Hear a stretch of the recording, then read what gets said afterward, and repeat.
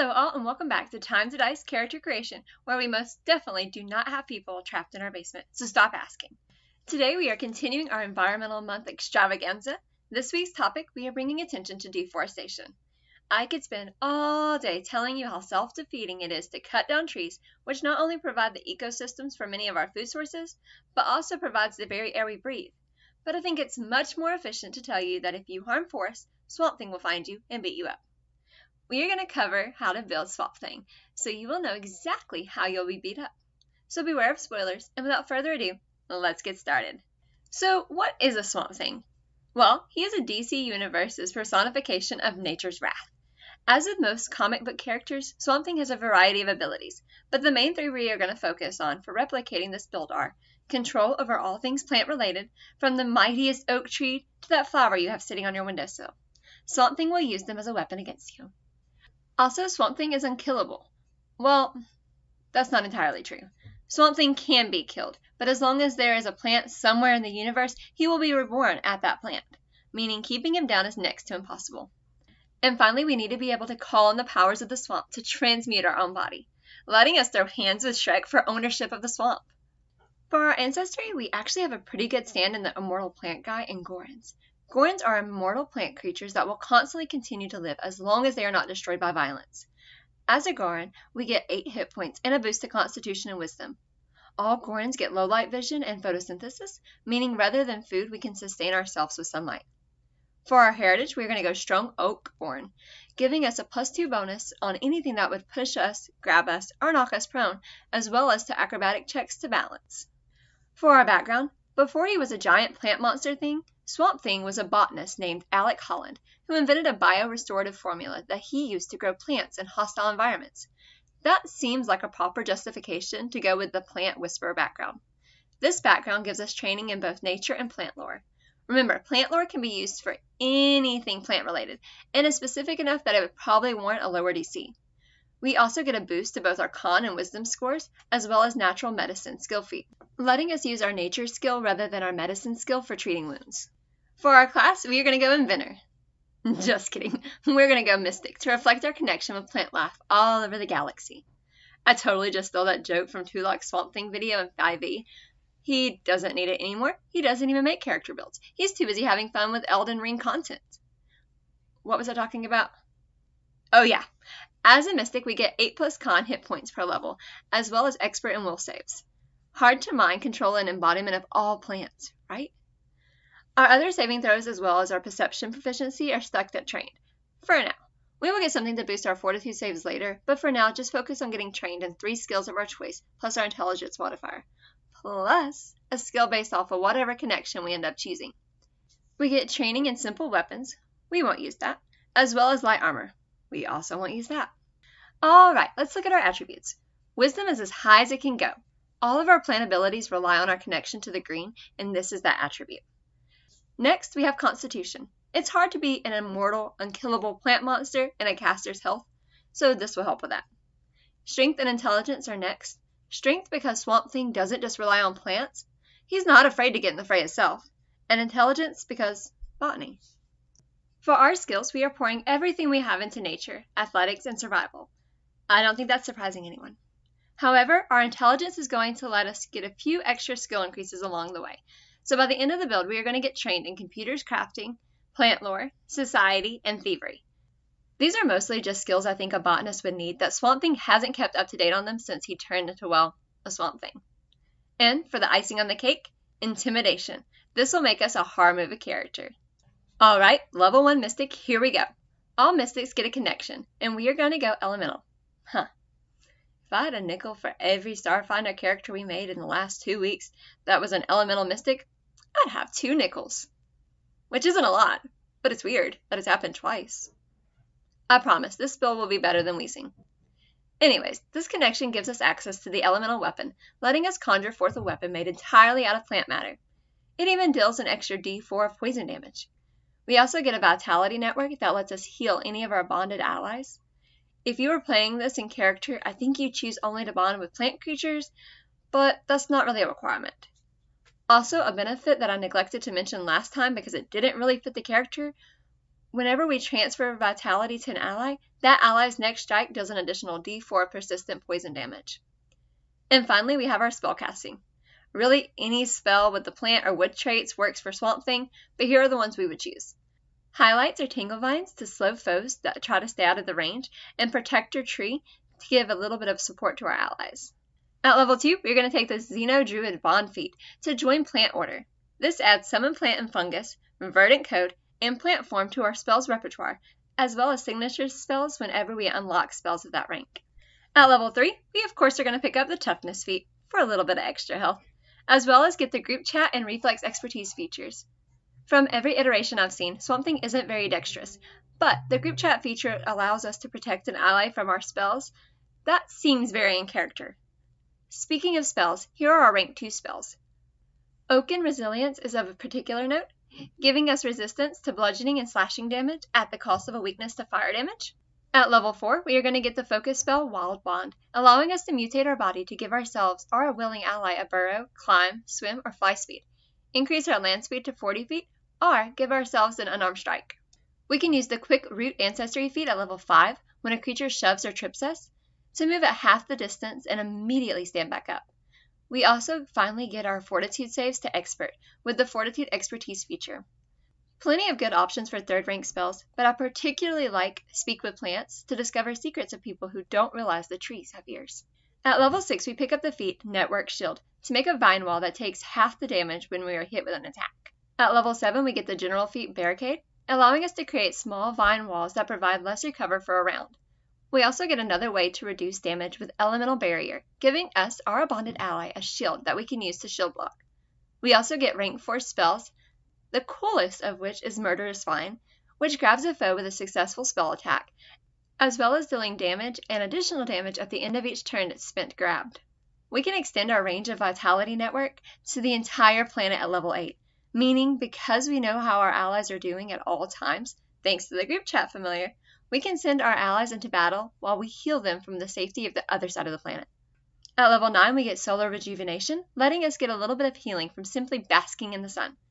We also get Resilient Soul, boosting our will saves to Master, as well as counting successful will saves as critical successes. We also get rank 5 spells, including Plant Form, which lets us turn into a battle form for when we want to give up our spells for a little bit and dive into melee. At level 10, we get Life Bond, which lets us summon plants and fungi as a signature spell each day. We can already do that, but this feat lets us count creatures summoned by us as bonded allies, meaning we can transfer vitality to keep our summons around. Level 11 shows us that you can't really die. You don't have to fear going down with Numb to Death, giving us a couple hit points whenever we come back up from dying. We also get Elemental Nova at this level, letting us throw around a fireball with versatile damage as a focus spell. For rank 6 spells, Nature's Reprisal can turn an entire battlefield into difficult terrain that only counts for your enemies, and the terrain that was naturally difficult become both greater difficult terrain and hazardous terrain. That deals 6 damage for every square an opponent moves through. At level 12, the feat Convert Elemental Essence lets us absorb effects that have the wood trait into our Vitality Network, punishing foes who are foolish enough to try to use plants against the plant guy. At level 13, the Unfettered Growth Ancestry feat lets us change our growth size to huge once per day, while Armor Expertise boosts our armor proficiency to Expert. There aren't many good spells for rank 7 except the spell Pollen Pods, letting us effectively set up poison landmines in 4 squares within 100 feet. If an enemy moves to a square adjacent to any of the pods, the pod explodes, dealing poison damage and possibly dazzling all creatures within 15 feet. Tired of being a spellcaster? Let's try something new. At level 14, we're going to pick up Barbarian Instinct, letting us go into a rage to deal some extra damage when we go into physical combat. For our instinct, we're going to pick up the Ingenious Instinct. In case you haven't picked up on it, plant powers are kind of our thing. At level 15, we get Robust Health, decreasing the time needed between battle medicines, as well as giving us bonus hit points equal to our level when we are healed. We also get Master Proficiency in Spellcasting, as well as the Desiccate spell, letting us burrow our roots into a foe to drain them of all their internal moisture. At level 16, we double down into the Barbarian line with Barbarian's Resiliency, granting us additional hit points every time we take a Barbarian feat for some added durability. At level 17, we get yet another way to block incoming attacks with the Wood Ward Ancestry feat. This lets us use our reaction to gain cover against an incoming attack, and if the attack hits anyway, we can reduce the damage by 30. And we also top off our normal spell casting with the 9th rank spell, Nature Enmity, letting us turn nature against up to 5 creatures within 500 foot bursts. While in the area of the spell, the creatures take a minus 10 foot speed penalty, get attacked by plants for each round taking 2d10 damage, and can't utilize any connection with nature, including casting primal spells and commanding animal companions. This ranges from a minor inconvenience to some foes to completely shutting down others. Level 18, we get the Instinct ability from the Ingenious Instinct. This lets us increase the damage boost we get from Rage from 2 to 6 at the cost of a minus 10 foot boost to our speed. But if we can get the foes trapped in Nature's Enmity from last level, we are still on an even playing field. At level 19, we get Planar Survival.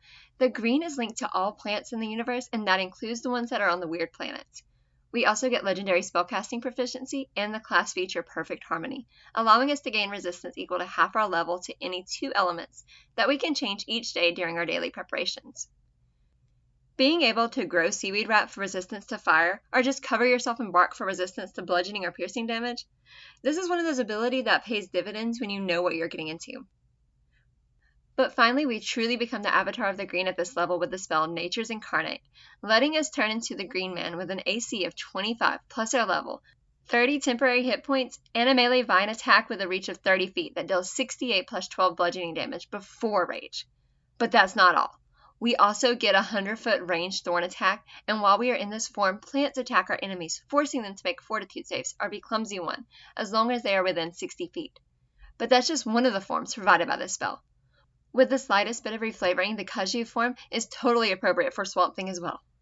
At level 20, we get something that is not nearly as cool as level 19, but still very useful to the build. Juggernaut's Fortitude increases our Fortitude saves to Master. Remember way back when I said I was going to get something to upgrade our Fortitude saves? Well, here we are. Enjoy your Master Fortitude saves for 3 sessions, you get to use them. Alright, now we get to cover our skill feats. Swamp Thing lived by himself in the middle of a swamp, so we need to pick up a couple survival feats. We pick up Forager and Terrain Expertise to survive his home swamp in Louisiana, and Legendary Survivalist for when we find ourselves in an even less hospitable environment. We are going to reflect our connection to the green with the Nature skill feats Consult the Spirits and Influence Nature, letting us both talk to the green and calm plant creatures that may initially see us as a threat. And finally, we get our bread and butter athletic skill feats Titan Wrestler, which lets us push around bigger creatures at least until we can change our size to match them. We take Deadlift to increase our lift capacity, while we take Lead Climber to let us grow a bone to help our allies who can't climb at our speed, and Powerful Leap and Cloud Jump to give us those superhero jumps that the genre is so used to. Alright, let's take a holistic look at the creature we have created. All things considered, we have built a defensive powerhouse, with many different ways of reducing damage, self-healing, and providing on-the-fly cover. Enemies have their work cut out for them trying to hit us, and spellcasters won't fare much better since we have Master and 2 saving throws and gain resistance to 2 types of damage that we can change each day. We also have built a character that can practically play every role, almost as good as a dedicated build of that role. We can play a healer or support with our Vitality Network, control or blaster caster with our spells, and even get into melee with a combination of rage and polymorph spells. And finally, we get the utility outside of combat. We can easily get any movement type in the game for exploration, not to mention the ability to speak to plants, literally unlocking social encounters almost anywhere we go. We do have some cons though.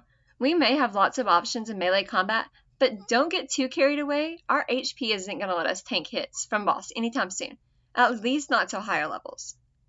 Also, we have the issue that many of our spells and abilities rely on using as plants that already exist in the wild, which may pose a problem if you're in an environment with no plants, like, say, a spaceship.